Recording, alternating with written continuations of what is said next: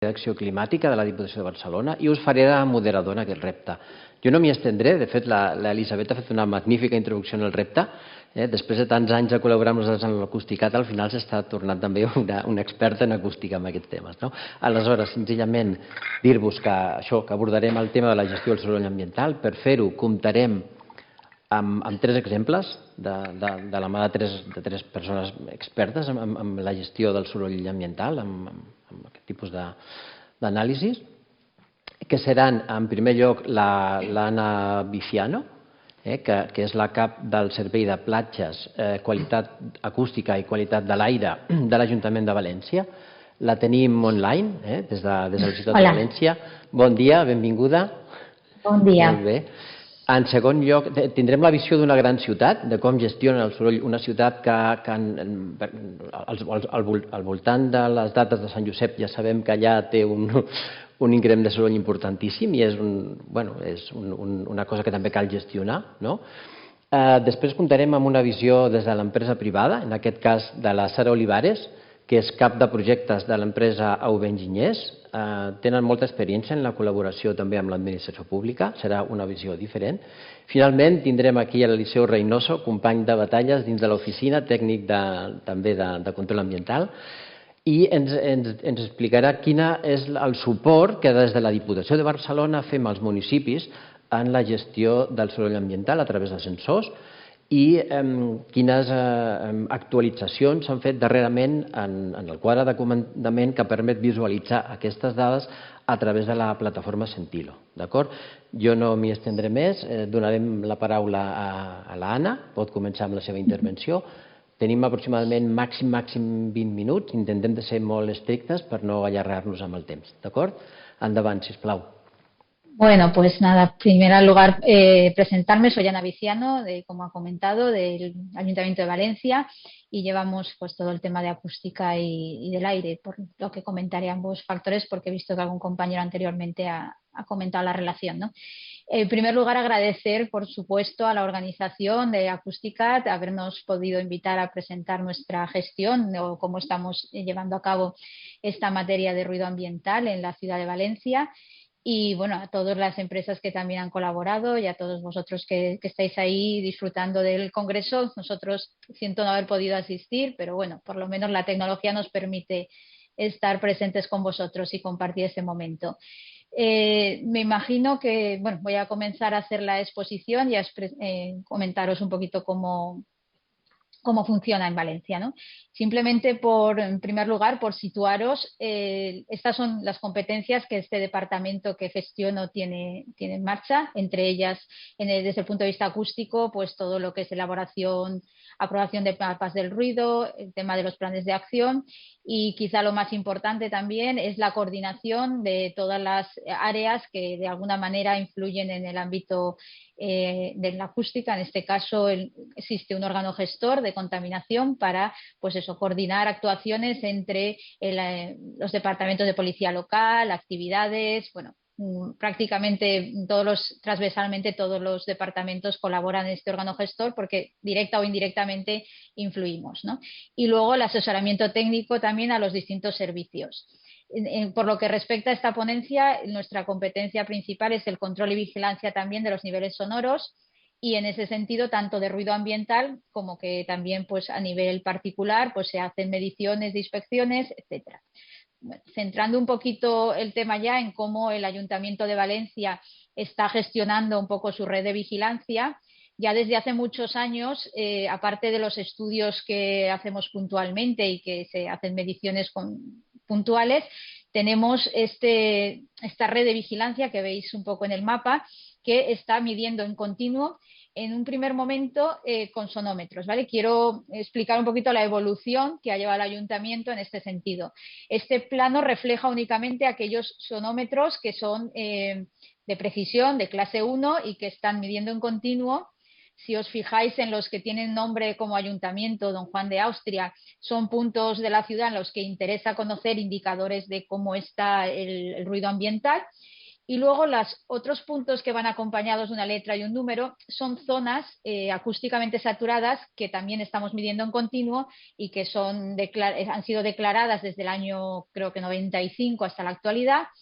Y bueno, están en este momento también midiendo el ruido ambiental de zonas de ocio, ¿vale? Que es uno de los problemas, como hemos comentado y como es obvio, tanto el ruido de ocio como el ruido de tráfico, como veremos en las distintas opciones que tenemos de medición en la ciudad.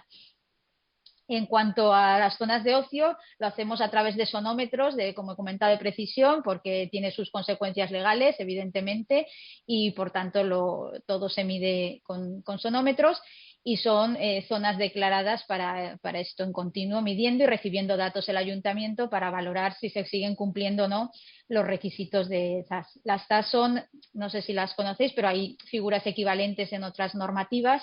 En este caso son pues aquellas zonas que por el ocio prácticamente y el tráfico que este conlleva, pues han tenido que ser declaradas y tomadas unas medidas restrictivas en esos ámbitos, por ejemplo, suspensión de licencias, etcétera, ¿no? Y eso es lo que controlamos por una parte y que tenemos ese seguimiento. Quizás, bueno, en los últimos tiempos, y ya introduzco aquí un poco el tema de la tecnología y de las Smart Cities, el Ayuntamiento de Valencia pues, fue uno de los pioneros también en participar en la red de Smart Cities a nivel nacional y como tal pues, ha ido desarrollando proyectos de distinta índole.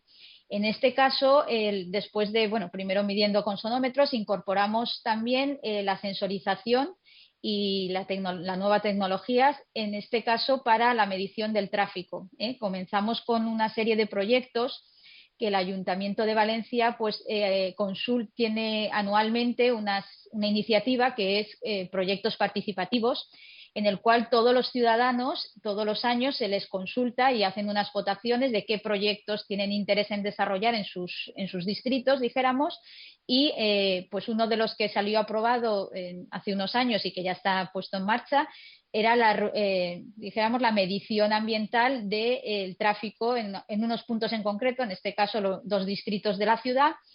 Y bueno, con tal motivo pues se desarrolló este proyecto que ya es propiamente de sensorización y de concienciación. Como veis, aparte de medir y recibir esos datos bueno, momentáneamente a nivel interno por un software, pues el ciudadano también conoce pues, cuál es el nivel sonoro y además conoce también la calidad del aire. Pero bueno, centrados en el tema de ahora, conoce el nivel sonoro minutal y puede un poquito hacerse a la idea de cómo está el ruido en esas vías principales de tráfico. La intención de esto es básicamente no solo mostrar esa concienciación, sino nosotros también a nivel ayuntamiento, en esas zonas que bueno, detectamos que son vías principales, intentar desde el Departamento de Movilidad pues adoptar las medidas necesarias para que bueno, pues se pueda, dentro de que son vías principales, pues reducir el impacto, reducir los niveles en la medida que se pueda. Y esas son un poco las estrategias que el ayuntamiento tiene a nivel también de tráfico municipal a través del plan de movilidad. Después de este proyecto se desarrolló también uno que fue también consecuencia de los proyectos participativos a solicitud también de los ciudadanos en un barrio en concreto de Ruzafa.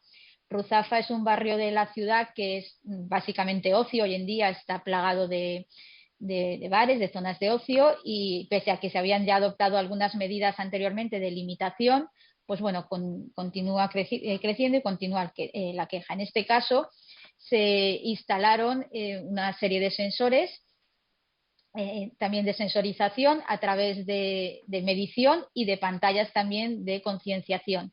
Sobre todo lo que nos interesa es, por una parte, que el ciudadano conozca las consecuencias de un poco de ese disfrute de cómo repercuten los niveles sonoros y las molestias que pueda causar, y nos permite también pues, gestionar un poco el ruido a través de los software que ahora os presentaré, que de alguna manera nos suministran toda la información y nos permiten conocer un poco el comportamiento acústico de esa zona y poder tomar también medidas.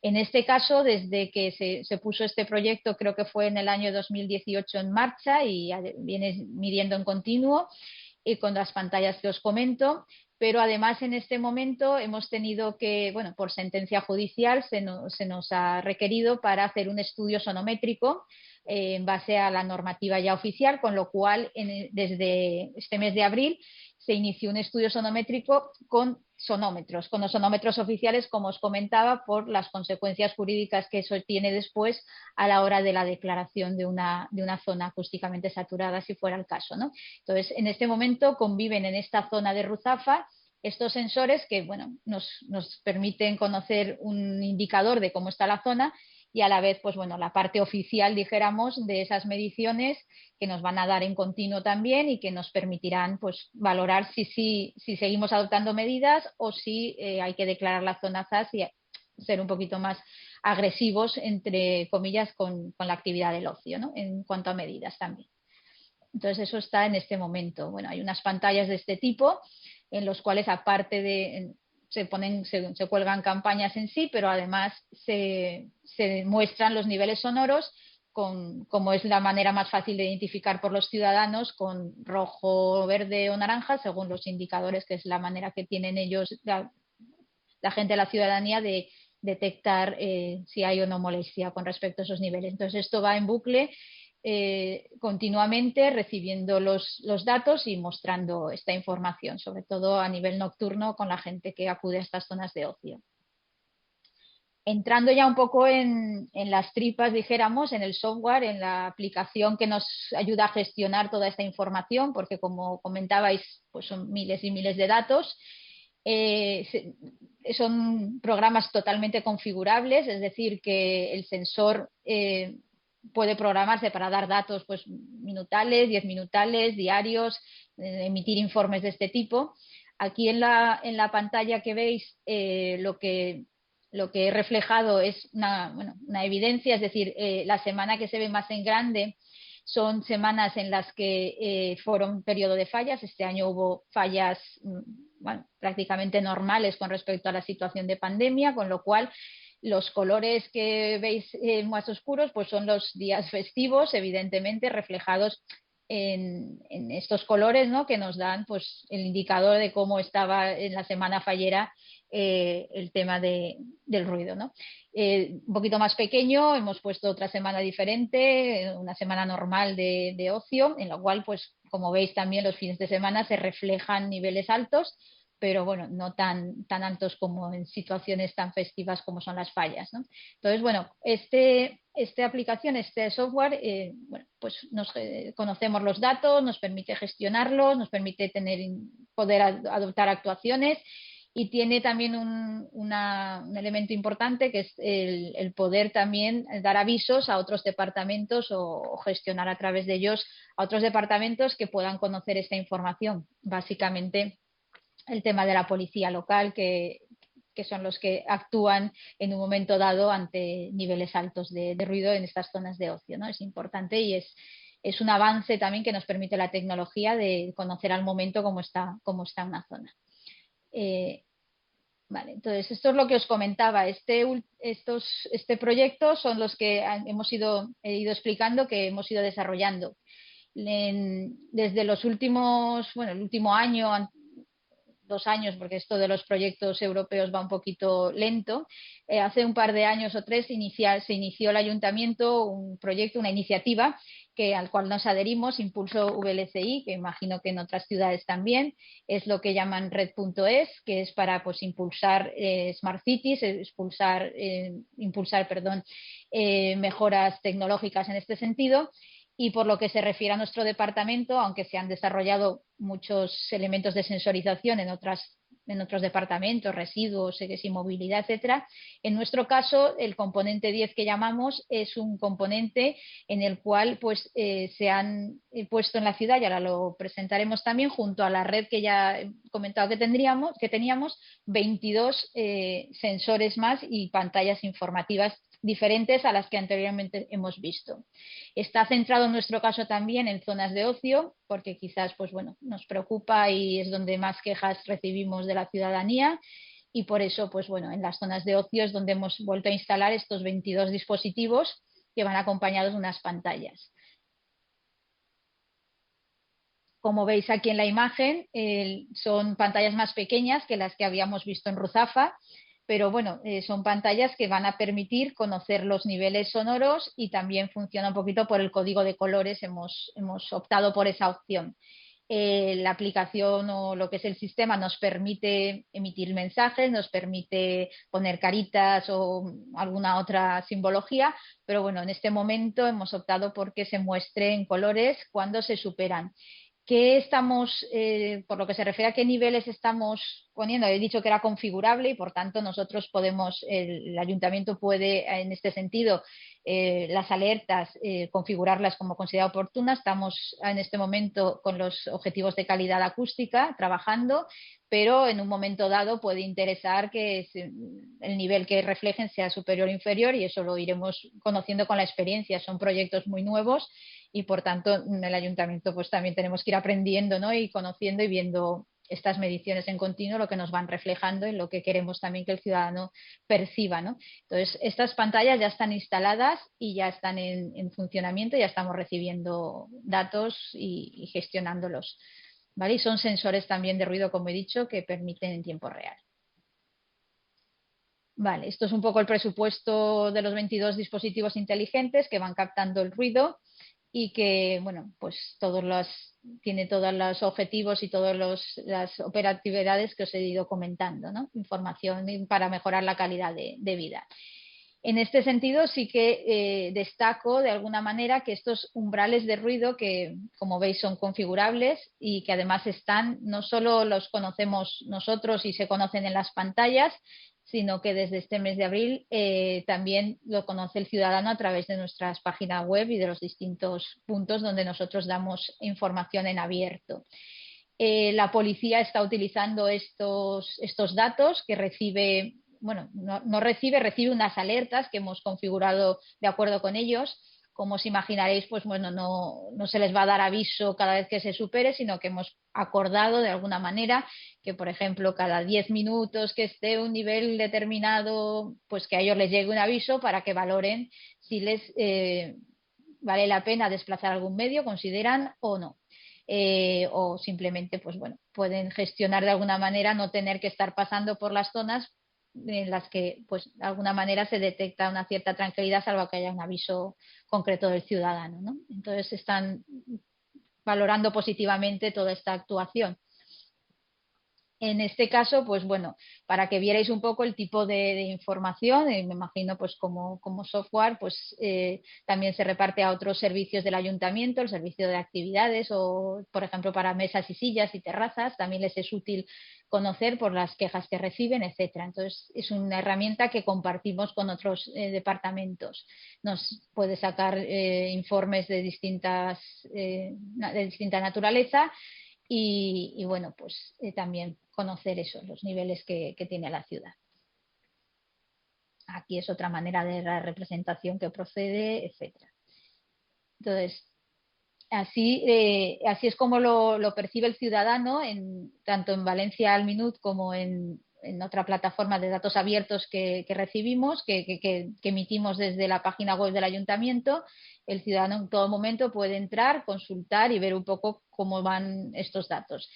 En este momento, no sé si me equivoco, pero son datos minutales, lo que él va viendo, que va cambiando según la zona. Pero, como he comentado, podría ser totalmente configurable y totalmente, pues a lo mejor nos interesa darlo cada 10 minutos o veríamos un poco el interés. Hay mucha gente hay zonas en las que son zonas potencialmente, dijéramos, de ocio muy importantes en las que hay mucha problemática y como no sé si sabéis, para declarar una zona acústicamente saturada se tienen en cuenta las medias horarias. En algún caso, algunas zonas nos han pedido que lo publiquemos en horario porque así ellos pues también tienen un indicador de lo que es realmente la normativa que existe en este sentido y bueno, también tiene una referencia para saber si estamos o no cumpliendo datos. Eso sí que es verdad que no nos serviría estos mecanismos para declarar nada, pero sí para indicar cómo están los niveles y hacernos una idea un poquito de la situación.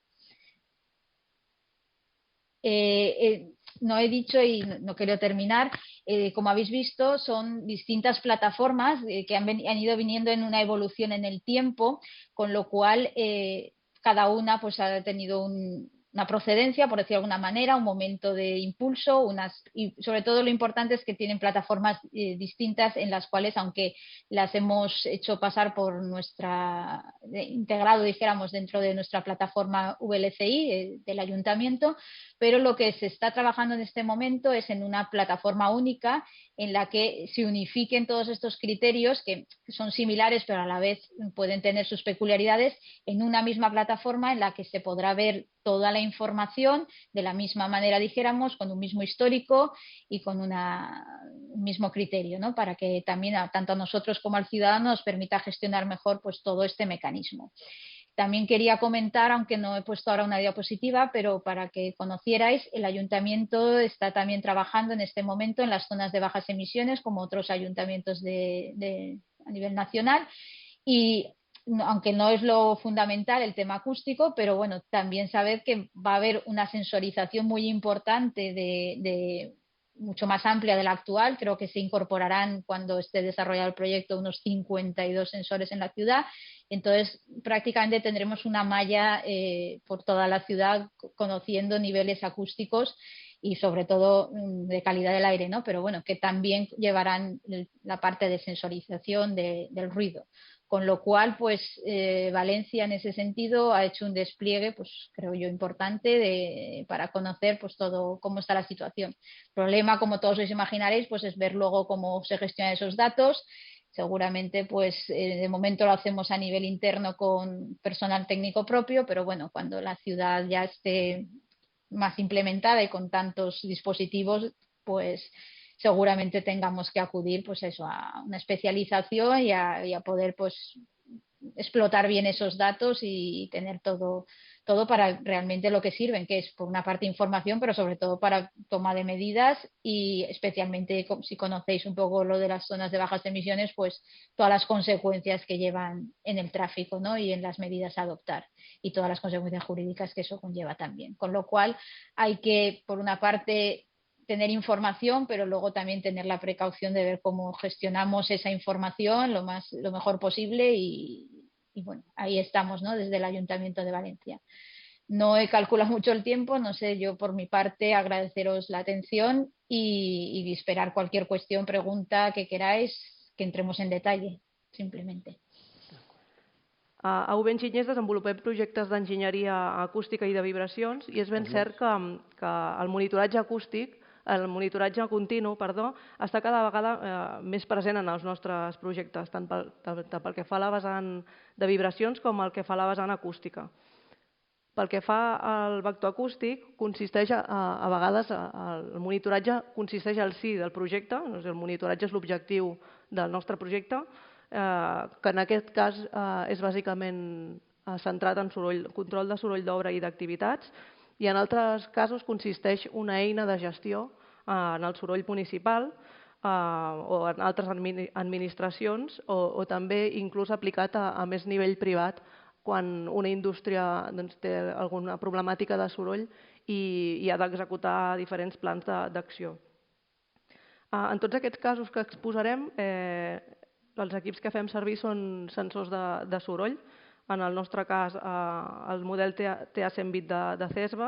En aquests anys d'experiència ja n'acumulem 18 de sensors i ens gestionem, si no recordo malament, 7 més d'ajuntaments i indústries que necessiten tenir un control del nivell de soroll que emeten. És un equip que té les seves limitacions, no és un sonòmetre, no permet tenir aquests terços d'octava. Ara el Marçal sí que de CESVA sí que ens ensenya el nou equip, el 320, que sí que té terços d'octava, però bé, no deixa de ser una eina que no ve sola, és a dir, quan et planteges una problemàtica acústica saps... Quan et planteges abordar una problemàtica saps quina naturalesa del soroll és, saps si presenta components de baixa freqüència tonals, per tenir-ho controlat, però en aquest cas és una eina molt útil perquè tens 24 hores, 7 dies a l'any, el nivell equivalent que et permet fer aquesta traçabilitat.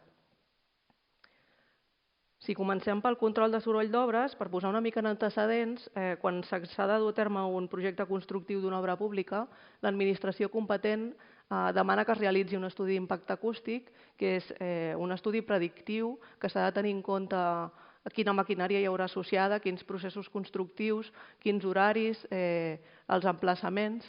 I aquest estudi sol concloure que, tot i que es facin servir les millors tècniques disponibles, que hi hagi manuals de bones pràctiques, uns bons horaris que evitin certes feines a la nit, acaben concloent que els nivells d'immissió sonora superen en els receptors del seu entorn.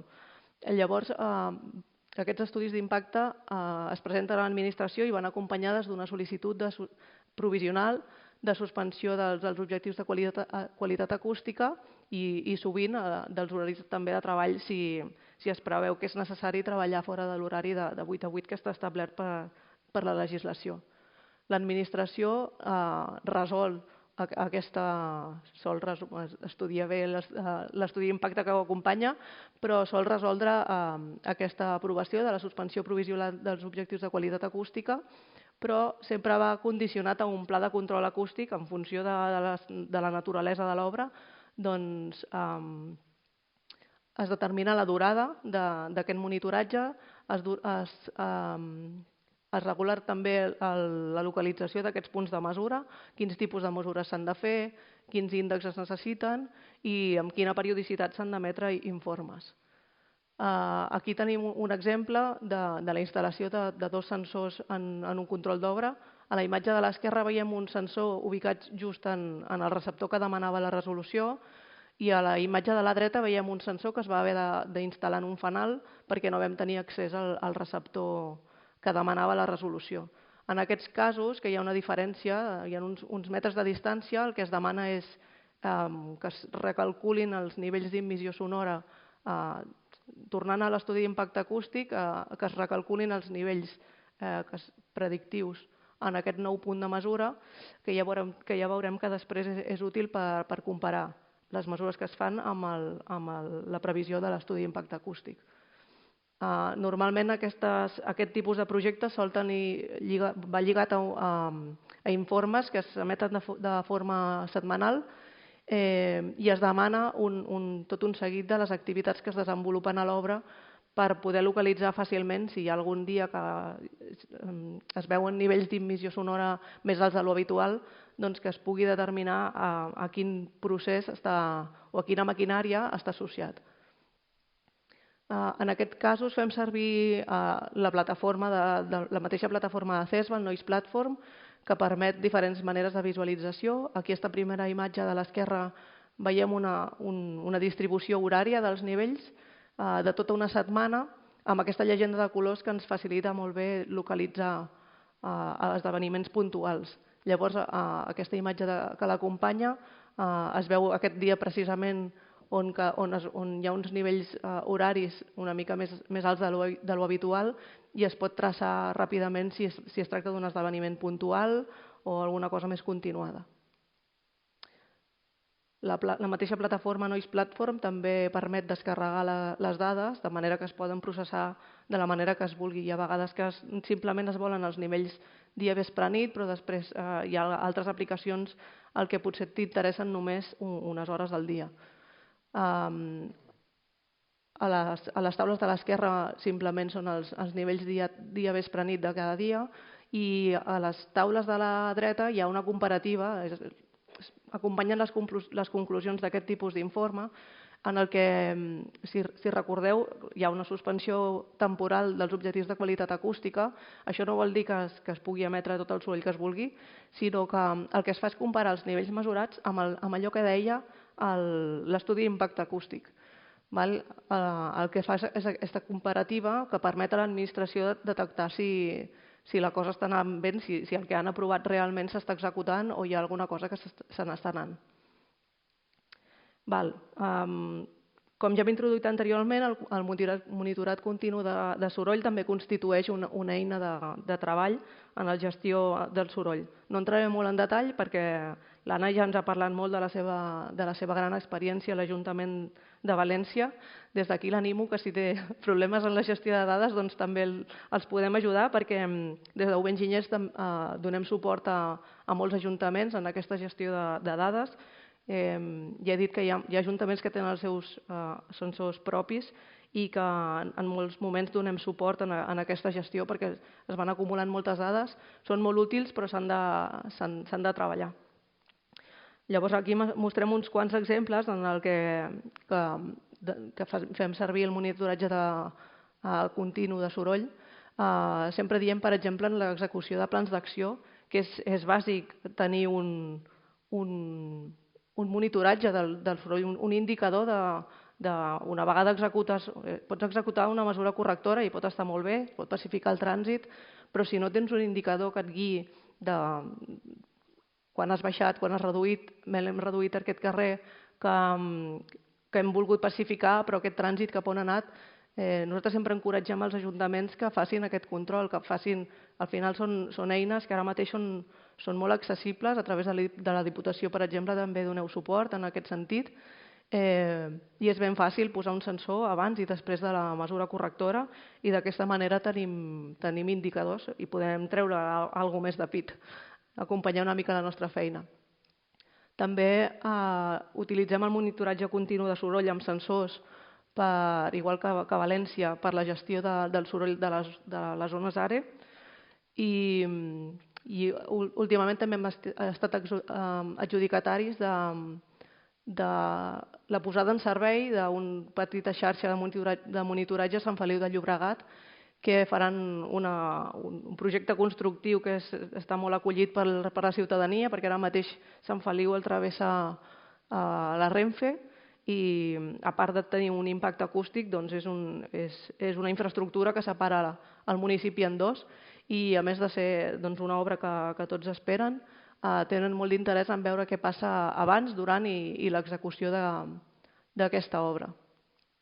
Pel que fa al seguiment dels plans d'acció i el control de les zones ARE, nosaltres fem servir Noise Platform de CESVA i un processat a través de la descàrrega de dades i en aquest cas l'adquisició d'aquests equips pel monitoratge de l'obra del soterrament, Sant Feliu de Llobregat ha volgut integrar aquests sensors a la seva xarxa Sentilo. Pel que fa al Noise Platform i el processat, és una imatge que també ha compartit l'Anna de l'Ajuntament de València.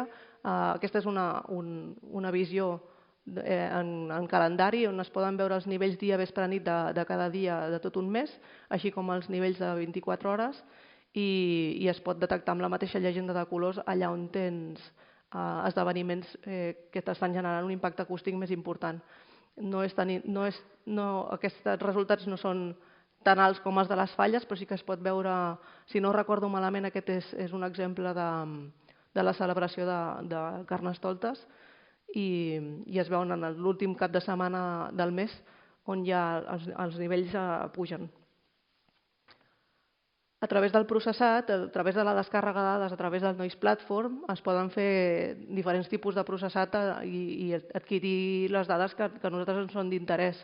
En unes zones ARE, per exemple, ens interessa saber què passa durant els dies laborables i què passa durant els dies de cap de setmana. Doncs fem aquest processat per trobar valors màxims, mínims i mitjans i veure què passa durant tot l'any, veure quines són les èpoques més complicades, veure què passa a l'estiu, veure què passa als mesos més vall.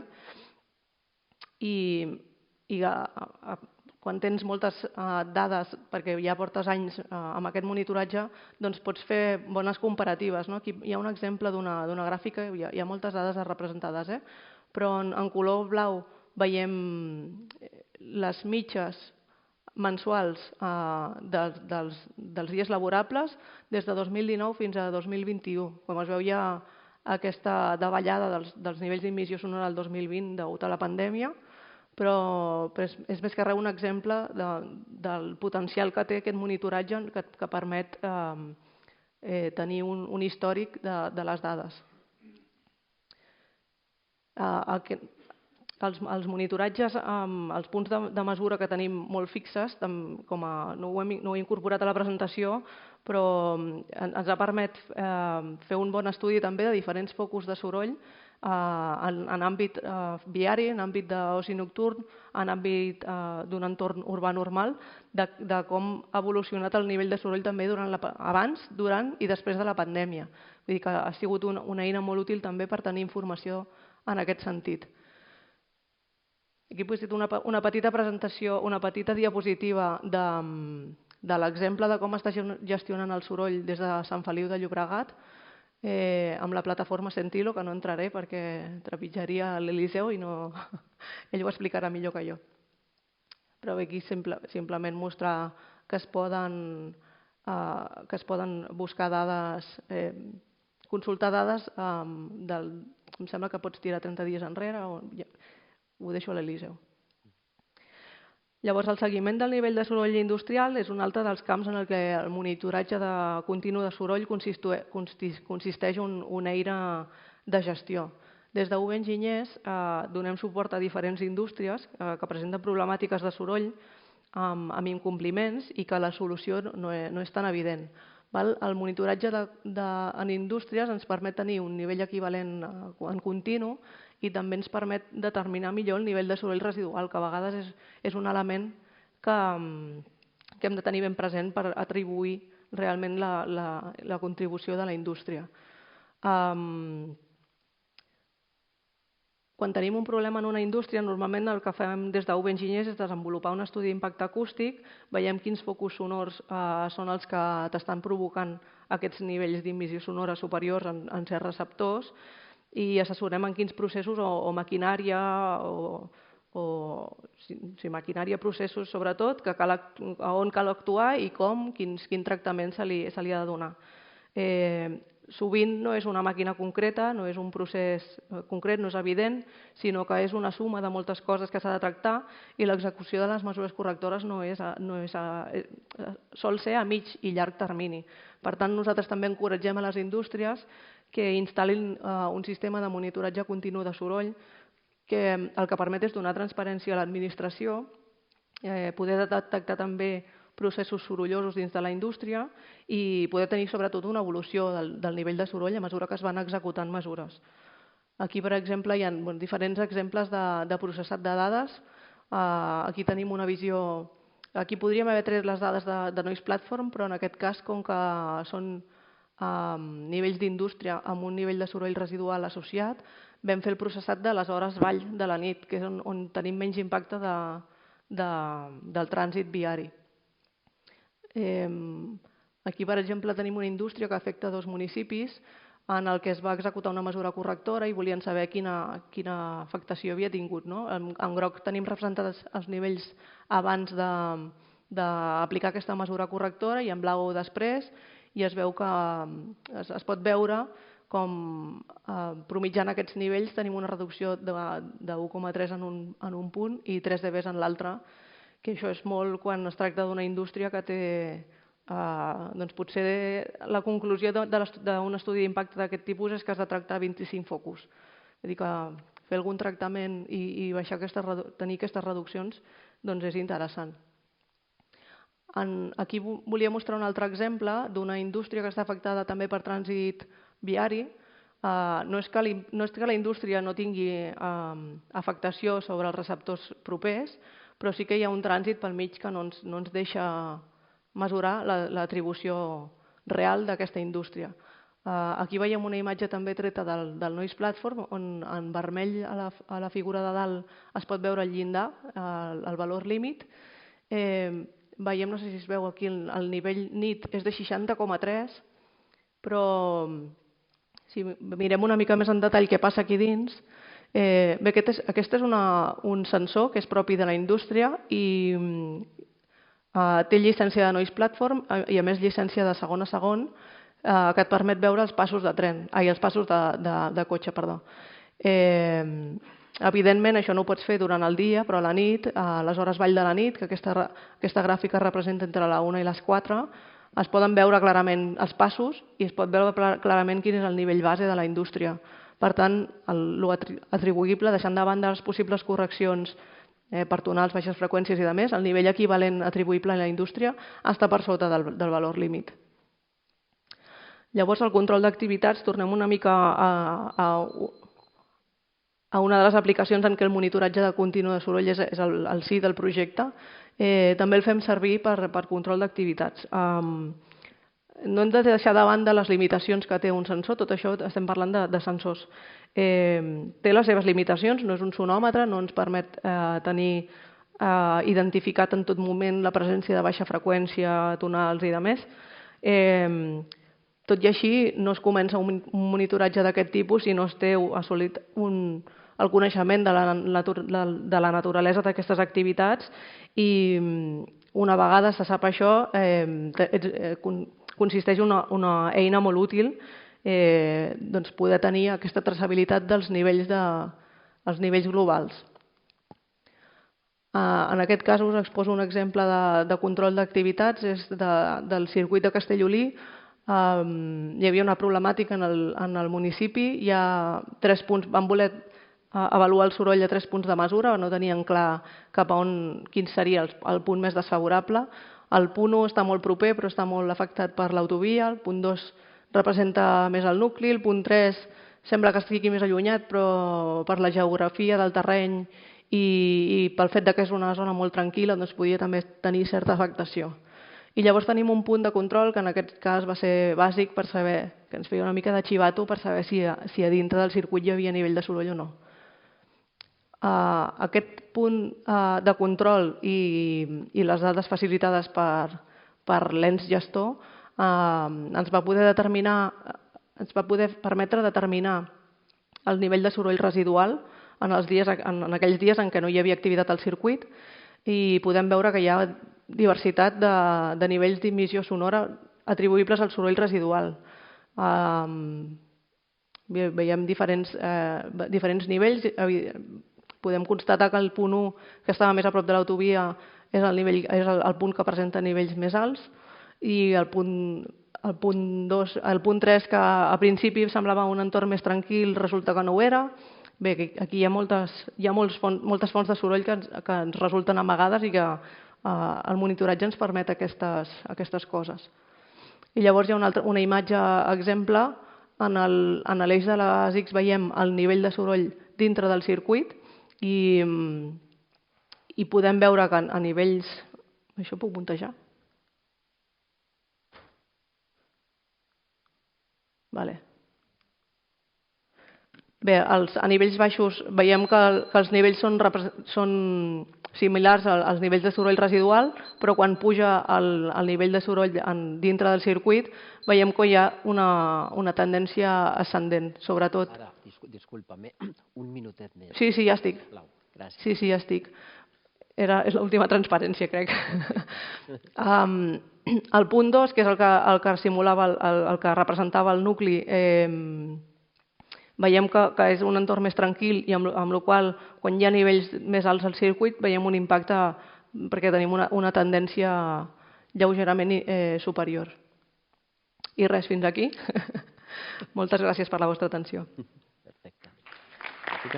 I a continuació passem la paraula a l'Eliseo Reynoso, de Diputació de Barcelona, que ens explicarà una mica el suport que des de Diputació fem als municipis i, com ja us ha avançat una mica la Sara, us explicarà també les millores que hem introduït últimament en la plataforma Sentilo, conjuntament amb els companys de Smart Region.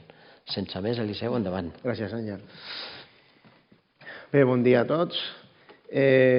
Com hem pogut veure, i ens han parlat dues tècniques, no? A part de les aplicacions que trobem pels sensors, però han coincidit en una cosa, no? Una quantitat ingent de dades que cal representar i cal representar per després poder-les interpretar. També recordo les paraules d'ahir del guardonat amb el Premi Acústicat, que deia, està molt bé això de posar sensors, de tenir moltes dades, però aquestes dades després ha d'haver tècnics que siguin capaços d'interpretar-les. Bé, si ara ens posem en la pell del ciutadà, que a sobre té dret recollit segons la legislació per tenir accés a aquestes dades, imagineu-vos la dificultat de poder interpretar o veure segons quines coses. Llavors això ens va portar una mica amb els companys d'Smart Region a dir tenim una plataforma en què s'aboquen una quantitat brutal de dades de múltiples sensors i no es queden representades d'una forma que sigui visual, atractiva, i vam establir una mena de col·laboració entre departaments per intentar millorar aquest punt. És a dir, tinc les dades, vaig a mostrar-les amb certa qualitat. Bé, això és el que us ensenyaré, perquè a partir d'aquesta col·laboració ha sorgit el que en diem un quadre de comandament o dashboard del vector soroll. Encara els companys d'Smart Region volen desenvolupar-ho amb més vectors, qualitat de l'aire i altres, però van començar pel de soroll, que és el que una mica us presentarem avui. Abans d'entrar en matèria, amb el que és el quadre de comandament, m'agradaria posar-vos una mica, contextualitzar una mica la nostra feina per veure quina va ser la motivació que es va portar a fer tot això amb els companys. Doncs bé, des de l'Oficina Tècnica d'Avaluació i Gestió Ambiental el que fem és donar suport als ajuntaments en la gestió de la contaminació acústica. Com ho fem? Amb uns recursos que els teniu aquí, que són, per exemple, recurs de mesures de soroll. Doncs els hi fem mesures de soroll d'activitats, infraestructures, veïnatge, soroll ambiental, mesures de vibracions, mesures d'aïllament a soroll aeri, a soroll d'impacte, etc. Què fem també? Elaboració de mapes de soroll, mapes de capacitat, plans d'acció, fem formació per policies i tècnics, fem sessió temporal de sonòmetres i el tema que desenvoluparem avui una mica més, que és que també es dediquem a fer sessió temporal de sensors de soroll ambiental. Fem alguna cosa més, però les destacables són aquestes. Com va començar tota aquesta aventura? Doncs van començar a l'agost del 2017, que van comprar 6 equips i entre l'agost del 2017 i el juny del 2020 hem acabat tenint 10 equips. Això generen dades, són qüestions de gestió. Què fem? Doncs aquests equips els cedim als ajuntaments. Quants ajuntaments s'han beneficiat d'aquest suport entre els anys 2019 i 2021? Doncs el 2019 i el 2020 van ser 8 i el 2021 ja han estat 11. En què consisteixen aquestes sessions? Bàsicament consisteixen sessions o préstecs, són sinònims.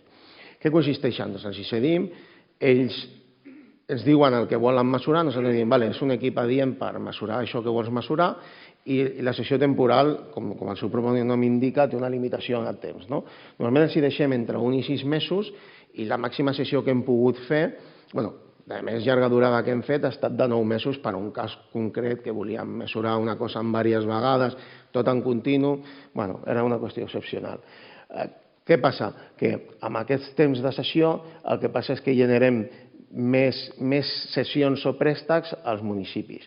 Llavors hem passat de 15 sessions al 2019 a 20 a l'any 2021. Ara bé, quan un municipi té un equip o dos i el té per diversos mesos, no significa que hagi de mesurar només un punt estàtic. Vull dir, ells tenen a disposició l'equip i poden aprofitar i, mira, el tindré 4 mesos, doncs em dedicaré a mesurar diferents punts que sé que tinc problemàtiques de soroll. Això què passa? Que ens genera també un elevat nombre d'ubicacions. Aquí teniu un petit mapa on he intentat dibuixar o fer constar les ubicacions dels anys 2019, 20 i 21 i tot això genera també problemes de gestió, perquè són molts punts, són molts moviments. Penseu que cada vegada que es mou un sensor és un cost, perquè normalment es fa servir una cistella, es fa servir o bé la brigada municipal o la contracta que està encarregat al manteniment de l'enllumenat públic. Doncs aquí veieu els punts d'aquests 3 anys. Algú, si els compta, dirà no els veig tots els que surten. No, és una qüestió d'escala que clar, he hagut de fer els punts grans perquè es veiessin. I a més hi ha una altra qüestió. Moltes vegades, això ho ha comentat la Sara també, agafen i es detecta un problema de soroll en un punt, es mesura, es comprova que veritablement existeix un problema, s'apliquen mesures correctores i l'Ajuntament en torna a demanar el suport per mesurar aquell punt exactament i comprovar que aquelles mesures correctores han estat efectives. I per últim, amb aquesta part, destacar això, no? O sigui, tu tens molts equips, moltes ubicacions, però al final això el que fa és generar una quantitat ingent de dades. Penseu que en hores de funcionament hem passat d'unes 22.000 hores a l'any 2019 a gairebé 34.000 a l'any 2021. Si tenim en compte que aquests equips tenen una base de temps d'un minut, i per tant envien 60 dades a l'hora a la plataforma, estaríem parlant que tenim a l'any 2019 1.400.000 dades aproximadament i que l'any 2021 ja han generat 2 milions de dades. Bé, si ja els tècnics ja plantegen problemes per gestionar totes aquestes dades, no? I a sobre parlem que la ciutadania també haurà de tenir hauria de ser capaç de veure-les, de tenir la informació i, en certa forma, d'interpretar-les, doncs vam dir com ho fem, no? Per què? Com ho fem? Per què? Perquè partíem de la base que veieu aquí a la pantalla. O sigui, el ciutadà entrava a la plataforma Sentilo, seleccionava un sensor sobre el mapa i se li obria aquest gràfic que veieu aquí. Clar, aquest gràfic amb nivell de bateria 10 minuts, cobertura 3G 10 minuts i el nivell equivalent de 10 minuts, com a dada amb representativitat del soroll ambiental, no en té gaire. Llavors vam decidir, vam mirar i vam dir, hem de fer un quadre de comandament, us el poso ja perquè... no, m'he avançat al quadre de comandament. Llavors ens van fixar uns objectius, no? Vam dir, i què hem de fer amb aquest quadre perquè compleixi amb les condicions que volem establir, no? Doncs que sigui una eina visual amb gràfics, que faciliti la interpretació del que són els índexs de soroll ambiental, LD, LE, LN i LDN, que serveixi per ajudar els tècnics municipals en la gestió diària i que a sobre intenti apropar la ciutadania a la interpretació de les dades. No sé si ho hem aconseguit, però vam arribar a fer aquest quadre. Jo sempre dic que sembla el tablier d'un cotxe d'aquests amb molts rellotges, però és la meva percepció personal. Què vam fer? Aquí l'he subdividit en 3 apartats perquè més o menys poder-los desenvolupar un a un. Hi ha una part d'ajut i definicions en què la persona que entri, visiti Sentilo i triï aquest sensor dirà, què és l'LD, què és l'LN, què és l'LDN, quina és la fórmula de l'LDN per calcular-ho? Doncs clicant allà a documentació de referència trobarà totes aquestes dades. És com una mena de Wikipedia que han fet els companys d'Smart Region per intentar aclarir els dubtes que li puguin sorgir al ciutadà. Després tenim una part que és la que hem anomenat d'informació de gestió, que ara desenvoluparem, amb aquí hi ha algunes gràfiques de dades que considerem importants per la gestió, la redundància, i l'última és la part de representació de dades, amb gràfics LD, LE i LN, uns semicercles que jo anomeno semàfors, ara explicaré per què li dic semàfors, i després amb taules de valors i dades més acurades. Perquè, per exemple, tenim dades al minut. Començant per la part d'informació de gestió, el primer que trobem és a quina organització pertany el sensor que jo he seleccionat, a quin número de sèrie té i la data d'instal·lació. Això és important per la gestió perquè el tècnic sap on té el sensor i el reconeix pel número, però el ciutadà ha arribat a través del mapa. Què més van considerar adient col·locar? Doncs el nivell de bateria dels 7 darrers dies. Què aconseguim amb això? Doncs a nivell de gestió ho vam considerar important perquè, per exemple, avui no han vingut, però hi ha diversos tècnics municipals que ens han trucat amb sensors propis i ens han dit escolta'm, que se m'ha parat, no m'envia dades i no sé per què. Doncs amb aquesta gràfica hem arribat a concloure algunes vegades que s'havia espatllat el fanal que estava connectat i que per això tenien problemes en la recepció de dades, perquè no hi havia corrent elèctric. Una mica passa el mateix amb la gràfica de cobertura 3G. Amb aquesta, a vegades hem detectat problemes d'un altre tècnic que també ens va trucar i ens va dir no sé què passa, però han deixat d'emetre tal dia, a tal hora. Bé, doncs a aquell tècnic li havien donat de baixar les targetes 3G que envien les dades del sensor a la plataforma. O una altra vegada que ens va passar també que la torre de comunicacions que donava cobertura a la zona on teníem el sensor doncs va deixar de funcionar i va estar 2 dies sense funcionar. Trucaves a la teva companyia, però la meva bateria està bé, sí. No, que ha deixat de funcionar la torre. Això ho detectàvem aquí perquè veiem la caiguda en picat de la cobertura. I bé, aquesta és una nova funcionalitat que és de la mateixa part d'informació de gestió, que era la part de dalt.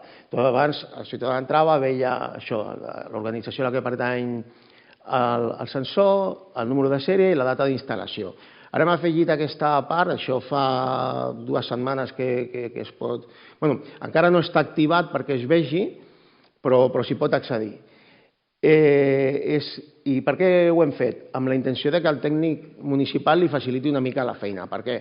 Perquè en el moment que clica sobre el sensor se li obre tot el llistat dels sensors que té aquell ens en propietat o que és el gestor. Llavors ell pot anar molt més ràpid comprovant les dades entre els sensors que té. Per què? Perquè amb el número de sèrie ell ja sap on esteu ubicats. Passem a la part de representació de les dades.